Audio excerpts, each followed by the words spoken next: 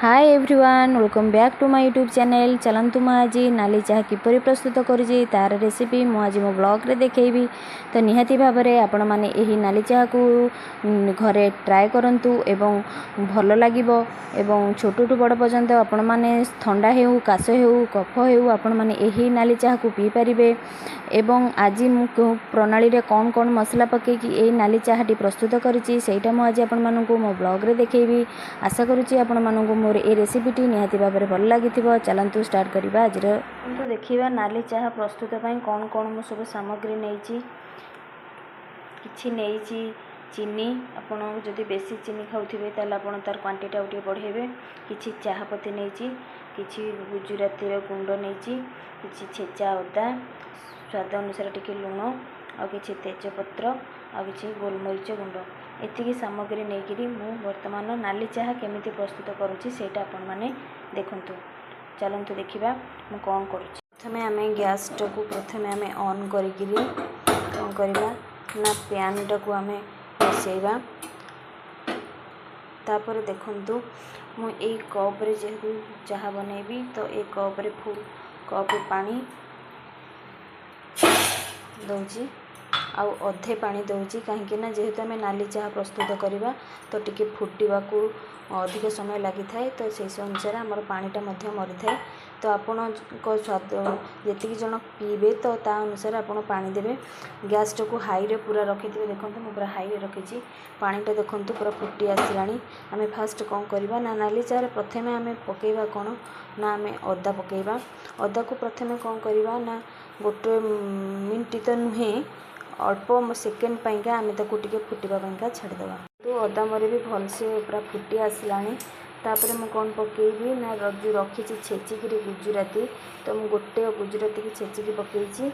तापर किछि मु पकाउची तेजपत्र तापर मु पकेबी गोलमरीच गुंड आ स्वाद अनुसार लुण मु पकाउची प्लेन लुण पकाउची आपण मान चाहे ब्लैक सॉल्ट मध्य नहीं पारिबे। आउ पकाउची तापर चीनी मु पकाउची।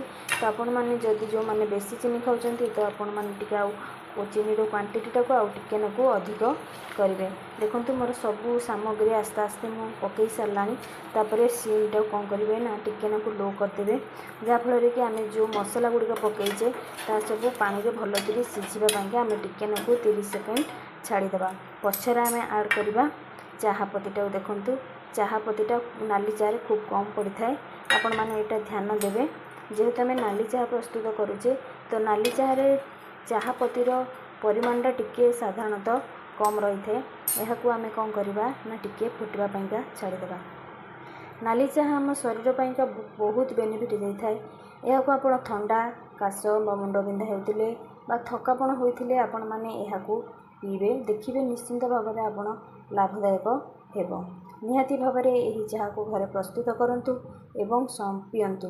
देखंतु बहुत भल लगे। देखंतु चाहपत्ती मोर वर्तमान फुटी आसलानी मसला मध्य सब मोर पानी सहित ऑब्जर्व हो गलानी। देखंतु आस्ते आस्ते कलर मध्य पानी रो चेंज हो देखि पारे। यह को आप सकाळे पी पारिबे एवं इवनिंग रे मध्य पी पारिबे करिकिरी। देखंतु भल कि मोर बॉयल हो गलानी पानी। यह को निहाती भाव में घरे ट्राए करंतु देखिए आपको बहुत भल लगे। देह मध्य बहुत हल्का लगे। देखो वर्तमान मोर पानी रो कलरटा केमती आस्ते आस्ते टिके गाढ़ होगा लगलानी। देखो केते सुंदर भल स्मेल मध्य आसीबो। देखो आस्ते आस्ते होगी मोर चाह मध्य बनीगला। यह खूब कम समय मध्य 5 मिनट भितर आम यही चाह टी प्रस्तुत करवा। जेहेतु आम चाहपत्ती पकईचे तो बेसी आम ताको बॉयल करवानी नने चाहटा पिता लगे। अदा भी आम पकईचे तो बेसी आम यहाँ बॉयल करवानी। वर्तमान मोर प्रस्तुत हो गला नाली चाह। चलतु आम ताको कप्रे छाणवा। देखो प्रस्तुत हो गला मोर नाली चाह। मु देखो आधे किसी बिस्कुट नहीं आपण मैंने चाहिए यहाँ इवनिंग पी पारे तो बहुत टेस्टी लगे। देखो बनीगला मोर नाली चाह खूब कम समय मध्य आपण मानक ठंडा होता जदि पीबे आपन को बहुत रिलैक्स फील हे। चलतु जदि आपण मानक मोर ए रेसिपीटी भल लगी ताले निहाती भाव में लाइक शेयर व सब्सक्राइब करने को जमार भूलें। आशा करुँच आपण मानक मोर ए रेसिपीटी निहाती भाव में भल लगी। रोची जय जगन्नाथ।